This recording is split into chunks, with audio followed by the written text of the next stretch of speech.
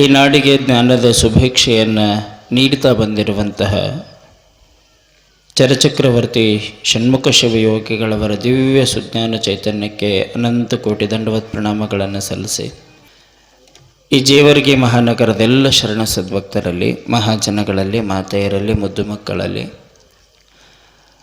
ದಾನಿಗಳೇ, ದಾಸೋಹಿಗಳೇ,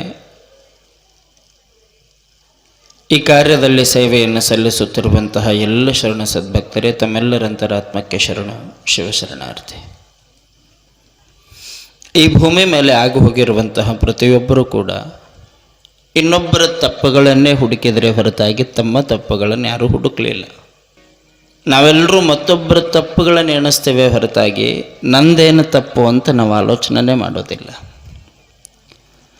ದೇವರು ನಮಗೆ ಸಿಗುತ್ತಾನೆ ಅಂತಂದರೆ ಆ ದೇವ್ರ ಹತ್ರ ನಾವು ಯಾವುದನ್ನು ಕೇಳಬೇಕಾಗಿತ್ತೋ ಅದನ್ನು ಬಿಡ್ತೀವಿ, ಯಾವುದನ್ನು ಕೇಳಬಾರ್ದಿತ್ತೋ ಅದನ್ನೇ ಕೇಳ್ತೀವಿ. ಯಾವುದು ಶಾಶ್ವತವೋ ಅದನ್ನು ನಾವು ಕೇಳೋದಿಲ್ಲ, ಯಾವುದು ನಶ್ವರವೋ ಅದೇ ನಮಗೆ ಬೇಕು ಅಂತೀವಿ. ಅದಕ್ಕೆ ಷಣ್ಮುಖ ಶಿವಯೋಗಿಗಳವರು ಬಹಳ ಚಿಕ್ಕ ವಯಸ್ಸಿನಿಂದನೂ ಕೂಡ ದೇವರ ಹತ್ರ, ಪರಮಾತ್ಮನ ಹತ್ರ, ಗುರುವಿನ ಹತ್ರ ಹಿಂಗೆ ಕೇಳ್ಕೊತ ಬಂದ್ರಲ್ಲ. ಅವ್ರದ್ದೊಂದು ವಚನ ಬಹುಶಃ ಇವತ್ತಿನ ಈ ಸಂಪೂರ್ಣ ಪುರಾಣಕ್ಕೆ ಅದೊಂದು ಸಾಕ್ಷಿಯಾಗತ್ತೆ.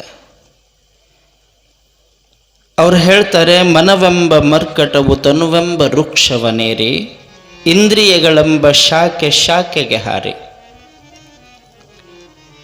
ಹೊಂದಿಕೆ ನೋಡ್ರಿ ಎಷ್ಟು ಚಲೋ ಅದ. ಮನವೆಂಬ ಮರ್ಕಟವು ತನುವೆಂಬ ವೃಕ್ಷವನೇರಿ, ಇಂದ್ರಿಯಗಳೆಂಬ ಶಾಖೆ ಶಾಖೆಗೆ ಹಾರಿ, ವಿಷಯಗಳೆಂಬ ಫಲಂಗಳನ್ನು ಗ್ರಹಿಸಿ, ವಿಷಯಗಳೆಂಬ ಫಲಂಗ್ರಹನು ಗ್ರಹಿಸಿ ಭವದತ್ತ ಮುಖ ಮಾಡಿ ಸಾಗುತ್ತಿದೆ ನೋಡ. ಈ ಮನವೆಂಬ ಮರ್ಕಟನ ನಿಮ್ಮ ನೆನೆಹೆಂಬ ಪಾಶದಲ್ಲಿ ಕಟ್ಟಿ ನನ್ನನ್ನು ಉಳಿಸಬೇಕಯ್ಯ ಖಂಡೇಶ್ವರ. ಈ ಮನಸ್ಸನ್ನು ಅವರು ಒಂದು ಮಂಗಕ್ಕೆ ಹೋಲಿಸ್ತಾರೆ. ಬಾಲ್ಯ ಅಂತ ಕರಿತಾರೇನು ಈ ಕಡೆ? ಆ ಬಾಲ್ಯಾಗ ಹೋಲಿಸ್ತಾರೆ ಅವರು. ಮತ್ತಿದು ಹಂಗೆ, ಇದೇನು ಸಾಮಾನ್ಯ ಇಲ್ಲ.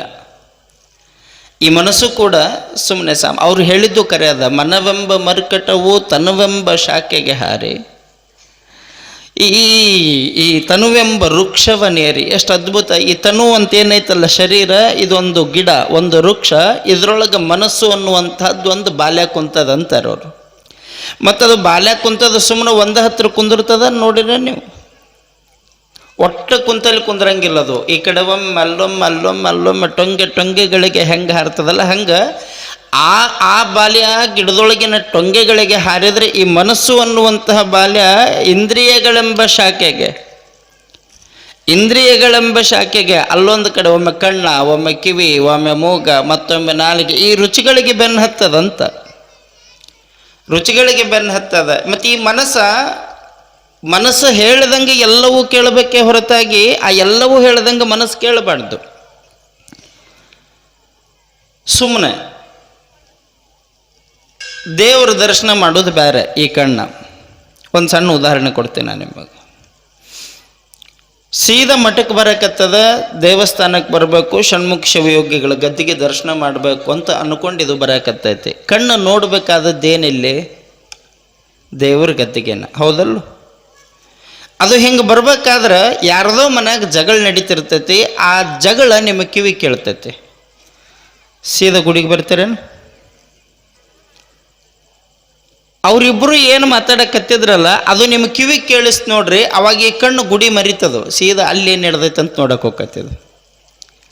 ಇದು ನೋಡ್ಬೇಕಂತ ಹೊರಟಿದ್ದೆ. ಅದಕ್ಕೆ ಕೈಯಾಗ ಉದಿನ ಕಡ್ಡದ, ದೀಪದ, ಬೆತ್ತದ, ಹೂವದ, ಏನು ಬೇಕಾದಿರುವಲ್ದಕ್ಕೆ ಶಿವಯೋಗಿ ನಾಮಸ್ಮರಣೆ ಮಾಡಿಕೊಂಡು ದರ್ಶನಕ್ಕೆ ಬರುವಂತಹ ಈ ಮನಸ್ಸ ಅಲ್ಲಿ ಯಾವಾಗ ಈ ಕಿವಿಯಾಗಿದ್ದ ಒಂದು ಶಬ್ದ ಬೇರೆಯವ್ರ ಮನೆ ಜಗಳ ಕೇಳ್ತಲ್ಲ, ಷಣ್ಮುಖ ಶಿವಯೋಗಿಗಳನ್ನ ಆಮೇಲೆ ನೋಡಿದ್ರಾತು, ಇಲ್ಲಿ ಚಲೋ ಐತಡಿ ಅಂತ ಆ ಮನೆ ಜಗಳ ನೋಡಕ್ಕೆ ಹೋಗ್ತಿದ್ರು.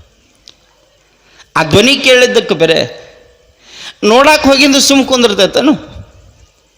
ಅವರಿಬ್ಬರು ಜಗಳ ನೋಡಿ, ಅವರಿಬ್ಬರು ಹೊಡೆದಾಡೋದು ನೋಡಿ ಅಲ್ಲಿಂದ ಬರ್ಬೇಕಾದ್ರೆ ಶಿವಯೋಗಿನೂ ಹೊತ್ತು, ಗದ್ದಿಗೆನೂ ಹೊತ್ತು. ಆ ಜಗಳ ಯಾವಾಗ ಇನ್ನೊಬ್ಬರ ಮುಂದೆ ಹೇಳ್ಬೇಕು ಅನ್ಸುತ್ತೆ ನೋಡಿ ನಾಲಿಗೆಗೆ, ಈ ಮಾತಿಗೆ. ಮತ್ತೊಬ್ಬರ ಮನೆಗೆ ಹೇಳಕ್ಕೆ ಹೋಗೋದು. ನಿಮಗೊಂದು ಮಾತು ಹೇಳ್ತೇನೆ, ಈ ಮನಸ್ಸು ಅನ್ನೋದು ಹಿಂಗೈತಲ್ಲ, ದರಾ ಬೇಂದ್ರೆ ಅವ್ರು ಹೇಳ್ತಾರೆ, ಇದೊಂದು ಮಂಗ್ಯ ಇದ್ದಂಗೋ ತಮ್ಮ, ಹಿಡಿದಿಟ್ರೆ ಭಾಳ ಚಲೋ, ಹಿಡಿಲಿಲ್ಲ ಅಂತಂದ್ರೆ ಇದನ್ನು ಅರ್ಥನ ಮಾಡ್ಕೊಳ್ಳೋದಾಗೋದಿಲ್ಲ. ಬರೀತಾರ ಅವರು, ಈ ಮನಸ್ಸು ಮುದುಡಿ ಮಣ್ಣಾಗ ಇಟ್ಟು ಗೋರಿಯ ಕಟ್ಟಲೇನ, ಕನಸೊಳಗ ಬಂದು ದಿನ ಕಾಡತೈತಿ ಕಣ್ಮುಚ್ಚಿ ಕೂಡಲೇನ. ತನ್ನೊಳಗ ಏನ ನಗೆಯಾಡತೈತಿ ಹಿಡದೈತಿ ಇದಕ್ಕೆ ಹುಚ್ಚ, ಆ ಹುಚ್ಚು ಮುಂದೆ ಹೆಚ್ಚಾಗದಂಗ ಇಡಬೇಕು ಅದಕ್ಕೆ ಕಿಚ್ಚ. ಈ ಮನಸ್ಸು ಮುದುಡಿ ಮಣ್ಣಾಗ ಇಟ್ಟು ಗೋರಿಯ ಕಟ್ಟಲೇನ, ಕನಸೊಳಗ ಬಂದು ದಿನ ಕಾಡತೈತಿ ಕಣ್ಮುಚ್ಚಿ ಕೂಡಲೇನ. ಹಗ್ಗಾನ ಬಿಗಿದು ಗೂಟಕ್ಕೆ ಕಟ್ಟಿ ಕೂಳಿಲ್ದೆ ಹಾಕಲೇನ. ಯಾವುದಕ್ಕೆ? ಆ ಮನಸ್ಸಿಗೆ. ಹಗ್ಗಾನ ಬಿಗಿದು ಗೂಟಕ್ಕೆ ಕಟ್ಟಿ ಕೂಳಿಲ್ದೆ ಹಾಕಲೇನ, ಹಾದ ಕಡೆಗೆ ಬರತೈತಿ ಹಿಂದ ಇದಕ್ಕಿಲ್ಲ ನಾಚಿಕೇನ. ಈ ಮನಸ್ಸು ಮುದುಡಿ ಮಣ್ಣಾಗ ಇಟ್ಟು ಗೋರಿಯ ಕಟ್ಟಲೇನ, ಕನಸೊಳಗ ಬಂದು ದಿನ ಕಾಡತೈತಿ ಕಣ್ಮುಚ್ಚಿ ಕೂಡಲೇನ. ಕಣ್ಣು ಹೇಳ್ದಂಗೆ ಕೇಳೋದು ಅಲ್ಲ, ಕಿವಿ ಹೇಳ್ದಂಗೆ ಕೇಳೋದು ಅಲ್ಲ, ವಾಸನೆ ಹೇಳ್ದಂಗೆ ಕೇಳೋದು ಅಲ್ಲ, ನಾಲಿಗೆ ಧ್ವನಿ ಮಾತುಗಳು ಹೇಳ್ದಂಗೆ ಕೇಳೋದು ಅಲ್ಲ, ಇಂದ್ರಿಯಗಳು ಹೇಳ್ದಂಗೆ ಮನಸ್ಸು ಕೇಳೋದಲ್ಲ. ಈ ಮನಸ್ಸು ಹೇಳ್ದಂಗೆ ಇಂದ್ರಿಯಗಳನ್ನು ಕೇಳುವಂಗೆ ಮಾಡಬೇಕು. ಆತ ಶಿವಯೋಗಿ ಆಗುತ್ತಾನ. ಇಂದ್ರಿಯಗಳ ಸುಖಕ್ಕೆ ಬಿದ್ದಾವ ಯಾವತ್ತೂ ಯೋಗಿ ಆಗೋದಕ್ಕೆ ಸಾಧ್ಯ ಇಲ್ಲ.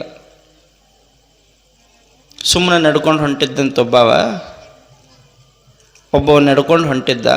ಅಲ್ಲೊಂದು ಗಿಡ ಕಾಣಿಸ್ತಾವಂಗ. ಆ ಗಿಡದೊಳಗೊಂದು ಮಾವಿನ ಹಣ್ಣು ಚಲೋ ಇತ್ತು. ಆ ಹಣ್ಣು ತಿನ್ನಬೇಕು ಅಂತ ಇವಂಗೆ ಅನಿಸ್ತು. ನೋಡಿದ್ದ ಕಣ್ಣ, ಇದು ನೆನಪಿರಲಿ ನಿಮಗೆ. ಆ ಗಿಡನೂ ನೋಡಿದ್ದು ಕಣ್ಣೆ, ಆ ಹಣ್ಣನ್ನು ನೋಡಿದ್ದು ಕಣ್ಣ, ಹೌದಲ್ಲ? ಹಾಂ, ಕಣ್ಣು ನೋಡಿದ್ದು ಕಾಲಲ್ಲಿ ಕರ್ಕೊಂಡು ಹೋಯ್ತು, ಬಾ ನಾ ಕೊಡಿಸ್ತೀನಿ ಅಂಥೇಳಿ. ಕಣ್ಣು ನೋಡಿತು, ಕಾಲು ಕರ್ಕೊಂಡು ಹೋಯ್ತು. ಕರ್ಕೊಂಡು ಹೋದ್ಮೇಲೆ ಆ ಕಣ್ಣು ನೋಡಿ ಕಾಲು ಕರ್ಕೊಂಡು ಹೋದ್ಮೇಲೆ ಆ ಹಣ್ಣು ರುಚಿ ಆಗೈತಿ ಇಲ್ಲ ಅಂತ ಗೊತ್ತಾಗಬೇಕಲ್ಲ. ಮೂಗದ್ರ ವಾಸನೆ ಹಿಡಿತು ನೋಡ್ರಿ. ಪಕ್ಕ ಹಣ್ಣಾಗೈತಿ, ಇದು ಕಿತ್ಕೊಂಡು ತಿನ್ನಂತ ಮೂಗು ಹೇಳ್ತು. ನೋಡಿದ್ದ ಕಣ್ಣ ಹೋಗಿ ಕರ್ಕೊಂಡು ಹೋಗಿದ್ದ ಕಾಲ, ವಾಸನೆ ಹಿಡಿದಿದ್ದ ಮೂಗ, ಅದನ್ನು ಕಿತ್ತು ಕೈಯಾಗ ಕೊಟ್ಟಿದ್ದ ಕೈ, ಕಿತ್ಕೊಂಡಿದ್ದೆ ಕೈ, ಅದನ್ನು ತಿಂದದ್ದು ಬಾಯಿ ಅಥವಾ ಹಲ್ಲ, ಹೌದಲ್ಲ? ತಿಂದ ಮೇಲೆ ಅದರ ರುಚಿ ನೋಡಿದ್ದು ನಾಲಿಗೆ, ಹೌದು? ಇವು ನೆನಪಿರಲಿ ನಿಮಗೆ. ಕಣ್ಣು ನೋಡಿತು, ಕಾಲು ಕರ್ಕೊಂಡು ಹೋಯ್ತು, ಮೂಗು ರುಚಿ ವಾಸನೆ ಹಿಡಿತು, ನಾಲಿಗೆ ರುಚಿ ನೋಡಿತು, ಹಲ್ಲ ತಿಂತು, ಅದನ್ನು ಒಳಗೆ ನುಂಗಿದ ಮೇಲೆ ಹೊಟ್ಟೆ ತುಂಬಿತು, ಹೌದಾ? ಇದನ್ನು ಆ ತೋಟದ ಮಾಲಕ ನೋಡಿದ. ಬರೋಬ್ಬರಿ ಬಂದವನ ಕೋಲು ತಗೊಂಡು ದುಬ್ಬಕ್ಕೆ ಪಡ್ಡು ಪಡ್ಡು ಪಡ್ಡು ಪಡ್ಡು ಹೊಡೆದ. ಇಲ್ಲಿ ನೋಡಿದ್ಯಾರು? ಅದನ್ನು ನೋಡಿದ್ಯಾರು? ಕಣ್ಣ, ಹೌದಲ್ರಿ? ನೋಡಿದ್ದ ಕಣ್ಣು. ಹೊಡೆಸ್ಕೊಂಡದ್ಯಾರು? ದೊಬ್ಬ. ನೋಡಿದ್ದು ಸುಮ್ಮನೆ ಐತೆ ಅಲ್ಲೇ, ಒಂದು ಚೂರ್ನು ಚಿಂತಿಲ್ಲ. ಹೊಡೆಸ್ಕೊಂಡಿದ್ಯಾರು? ತುಬ್ಬ, ಮೈ, ಶರೀರ. ಇದು ಹೊಡೆಸ್ಕೊಂತು, ಇದ್ರ ಮೈ ಮೇಲೆ ಬಾರು ಬಿತ್ತು. ಆಶ್ಚರ್ಯ ನಿಮಗೆ ನೆನಪಿರಲಿ, ಇದು ಹೊಡೆಸ್ಕೊಂಡೈತೆ ಖರೆ, ಆದ್ರೆ ನೀರು ಬಂದದ್ದಲ್ಲಿ ಕಣ್ಣಾಗನಲ್ಲ. ನಾನು ನಿಮಗೆ ಹೇಳಕ್ಕೆ ಹೊಂಟು ವಿಚಾರ, ಎಲ್ಲಿಂದ ತಪ್ಪು ಚಲೋ ಆಕ್ಕೈತಿ ಅಲ್ಲಿಗೆ ಬಂದು ಹೊಳ್ಳಿ ಮುಗಿತೈತಿ. ಕಣ್ಣು ಮಾಡಿದ ಪಾಪಕ್ಕೆ ಕಣ್ಣೇ ನೀರು ಹಾಕಬೇಕೇ ಹೊರತಾಗಿ ಮತ್ತೊಂದು ನೀರು ಹಾಕುವುದಕ್ಕೆ ಸಾಧ್ಯ ಇಲ್ಲ. ಅದು ಹೇಳ್ದಂಗೆ ಬೆನ್ನು ಹತ್ತೋದಲ್ಲ, ಒಂದಟ್ಟು ಮನಸ್ಸು ಹೇಳ್ದಂಗೆ ಬೆನ್ನು ಹತ್ತೋದು ಅಂತ. ಅದನ್ನವ್ರಂತಾರೆ, ಇಂದ್ರಿಯ ಸುಖಕ್ಕೆ ಬೆನ್ನು ಹತ್ತೈತಿ ಶರೀರ ಅಂತ. ಇಂದ್ರಿಯಗಳ ಸುಖಕ್ಕೆ, ನಾಲಿಗೆ ರುಚಿಗೆ ಬೆನ್ನು ಹತ್ತೋದು, ಯಾರ್ದೋ ಮನೆ ಜಗಳ ಕೇಳಕ್ಕೆ ಆ ಶಬ್ದದ ಧ್ವನಿಗೆ ಬೆನ್ನು ಹತ್ತೋದು. ಹಿಂಗೆ ಬೆನ್ನು ಹತ್ತಿ ಭವದಲ್ಲಿ ಬಿದ್ದು ಒದ್ದಾಡುತ್ತದೆ ಈ ಶರೀರ, ಈ ಮನಸ್ಸ, ಈ ಆತ್ಮ. ಬರೀ ಮಂದಿ ಮನೆ ಜಗಳ ಕೇಳಕ್ಕೆ ಆತೆ ಹೊರತಾಗಿ ನಾನು ಮೂಲ ತಿಳ್ಕೊಳ್ಬೇಕು ಅನ್ನುವಂಥದ್ದನ್ನು ಮರ್ತು ಹೊಂಟೈತಪ್ಪ. ಅಖಂಡೇಶ್ವರ ನೀನೇನು ಮಾಡಬೇಕು ಅಂತಂದ್ರೆ, ಕಂಡ ಕಡೆ ಜಿಗಿಯುವಂತಹ ಈ ಮನಸ್ಸನ್ನು ಹೆಂಗೆ ಕಟ್ಟಬೇಕು ಅಂದ್ರೆ, ನಿನ್ನ ನೆನಹೆಂಬ ಪಾಶದಲ್ಲಿ ಕಟ್ಟಿ, ನಿನ್ನ ಸ್ಮರಣೆ, ನಿನ್ನ ನಾಮಸ್ಮರಣೆ, ನಿನ್ನ ನೆನಹೆಂಬ ಪಾಶದಲ್ಲಿ ಕಟ್ಟಿ ನೀನು ನನ್ನನ್ನು ಉಳಿಸ್ಬೇಕು ಅಂತ. ಅದರೊಳಗೆ ಬಿದ್ದು ಕೆಲವೊಂದಷ್ಟು ಜನರ ಮನಸ್ಸು ರೊಕ್ಕ ಗಳಿಸ್ಬೇಕು ಅಂತೈತಿ, ಕೆಲವೊಂದಿಷ್ಟು ಜನಗಳ ಮನಸ್ಸು ಆಸ್ತಿ ಹಿಡಬೇಕು ಅಂತೈತಿ, ಇನ್ನು ಕೆಲವೊಂದಿಷ್ಟು ಜನಗಳ ಮನಸ್ಸು ದೊಡ್ಡ ದೊಡ್ಡ ಸಾಹುಕಾರ ಆಗಬೇಕು ಅಂತ ಅನಿಸ್ತೈತಿ, ಇನ್ನು ಕೆಲವೊಂದಿಷ್ಟು ಜನಗಳ ಮನಸ್ಸು ಈ ಊರಾಗ ನನ್ನಂಥವ್ರೇ ಇರಬಾರ್ದು ಅಂತ ಅನಿಸ್ತೈತಿ. ಆಶ್ಚರ್ಯ ಅಂದ್ರೆ ಇವತ್ತು ಬಂದು ನಾಳೆ ಹೋಗೋ ಸುಖಕ್ಕೆ ಬೆನ್ನು ಹತ್ತದ ಈ ಮನಸ್ಸನ್ನ ರೊಕ್ಕ ಬೇಡ, ರೂಪಾಯಿ ಬೇಡ ಹೇಳ್ತಾರಲ್ಲ. ಅಸ್ಥಿರಂ ಜೀವಿತಂ ಲೋಕೆ ಅಸ್ಥಿರಂ ಧನ ಯೌವನ ಅಸ್ಥಿರಂ ಪುತ್ರ ಪೌತ್ರದಾರಾಭ್ಯ ಧರ್ಮ ಕೀರ್ತಿಂ ದ್ವಯಂ ಸ್ಥಿರಂ ಅನ್ನುವಂಗ ರೊಕ್ಕದಿಂದ ಬೆನ್ನು ಹತ್ತೋದಲ್ಲ, ನಾನು ನಿನ್ನ ಹಿಂದೆ ಬೆನ್ನು ಹತ್ತುವಂಗ ಮಾಡೋ ಪುಣ್ಯಾತ್ಮ ಅಂತ ಷಣ್ಮುಖ ಶಿವಯೋಗಿಗಳು ಕೇಳಿಕೊಳ್ತಾರಲ್ಲ.